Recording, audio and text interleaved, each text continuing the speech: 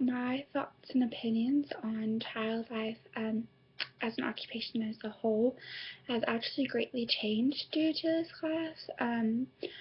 I had an understanding of the basics of what a child life specialist does, but I really didn't understand the scope of it and all the different aspects that make it as all the different aspects that go into it to make sure that as a child life specialist you are successful in helping the children and the families that you're supposed to be helping.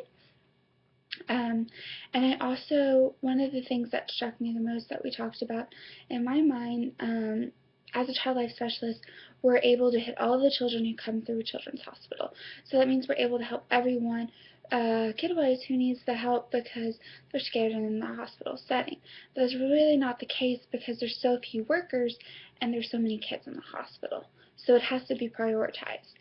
So the prioritizing things I really wasn't aware of before this class. I really had thought that we helped all the children who came through, and instead of just the ones that are the most in need, and looking at it, well, who's going to have what this day, and what exactly are they going to need. So that actually really surprised me. And I had done a lot of research because originally what I really wanted to do was to be a child life specialist. And so I thought I had a pretty good grasp on what it meant to be a child life specialist and all the different aspects of it and things like that, and I thought I was well prepared for it. Come to find out, I was not. To me, child life, I did a child life council on the website and stuff like that, because that's one of the first things that comes up when you are trying to look up something, anything in child life, in all honesty. And I kind of thought it was something that was silly, and I didn't understand the importance of it until we dug into it in class, and I realized that it's something that's necessary and it's actually really important that the child life specialists have, because in my mind it was like, well, they administer the test and they decide if you get to get in and things like that, versus the fact that they make sure that everyone stays honest, they make sure that whoever's in there and is helping children is actually qualified to do it, and is uh, and is actually qualified to do what they're doing, and make sure that they're trained and that they're going to be able to make the most of an impact on these children. So what they're doing is it's extremely important. And so that aspect of the Child Life Council is a piece of the puzzle that really wasn't fitting in for me before this class. Um, and then just the scope of what it means to be a child life specialist. And there's a lot more that goes into it than what I had actually imagined before we really started talking about things. Like, I had no idea the amount of research and stuff like that goes into play when you are a child life specialist. You have to actually really research all the diseases and things that you're dealing with these families, and it's important to have a relationship with the doctors and nurses so you can ask them questions and make sure that you're helping the children in the best way possible, and that the information that you have is the newest and it's the most accurate. And if you have a good relationship with the nurses and doctors, then they'll call you and let you know before there's a procedure or anything like that, so that you're actually there to help the child when they need you the most. So that relationship, I really didn't realize how important it was until this class. And then also just the amount of research you have to do, because if you don't understand the disease and the different procedures and the different steps that are going to take place in order to help these families out and these children, and make sure that they understand what's going on, you have to understand the disease yourself. And in my mind, before taking this class, child life specialists were just there to play with them. I honestly, I guess, thought of them as more of play therapists than what they actually are.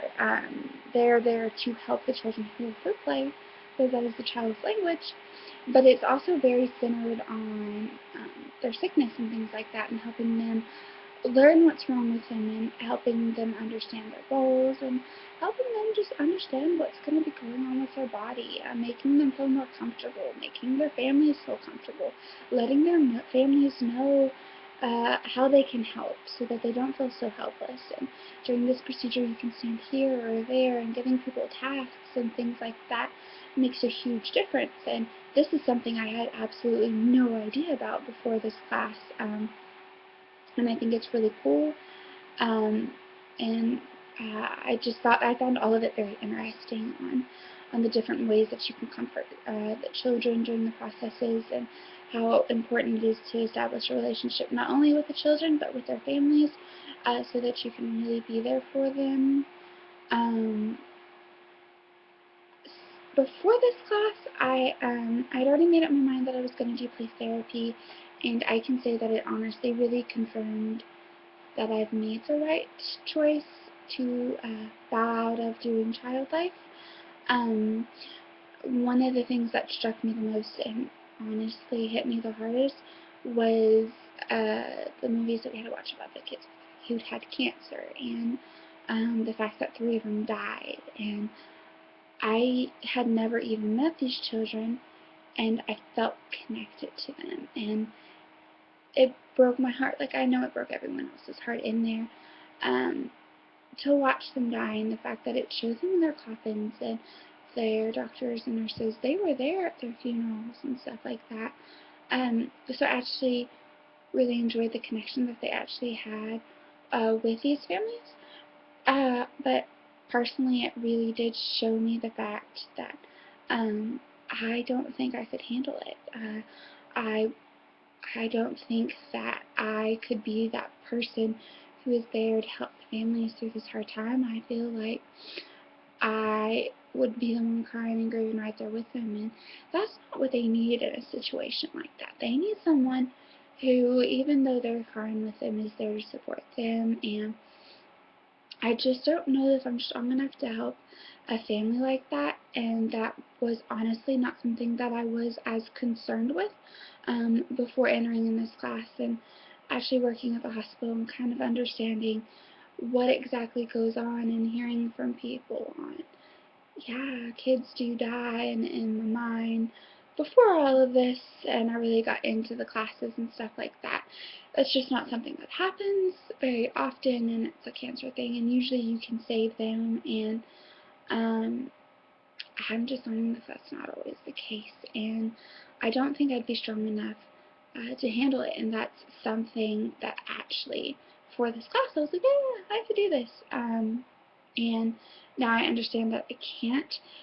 So I mean, it's a really good thing to find out for this class, and I'm thankful that I figured it out, and I have.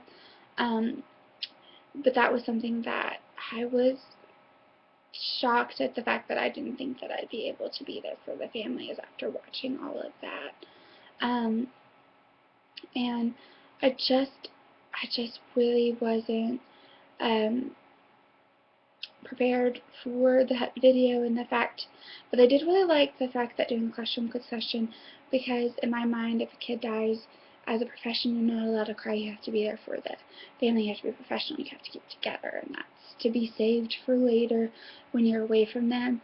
But I did like that the teacher informed us that it is okay to cry with the families, but there are certain rules. You're not allowed to be the first one to cry, and you can't cry the loudest, and you still have to be there to support them.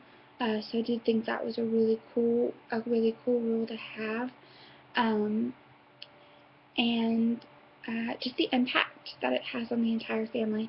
Now, I knew that it had an impact on the parents, and they felt powerless, and they're really wanting to be there uh, for the family, and I've been on the other side of it, where my mom and my dad were away with my sister, and it's really hard. But I was so young that I didn't really put two and two together until this class.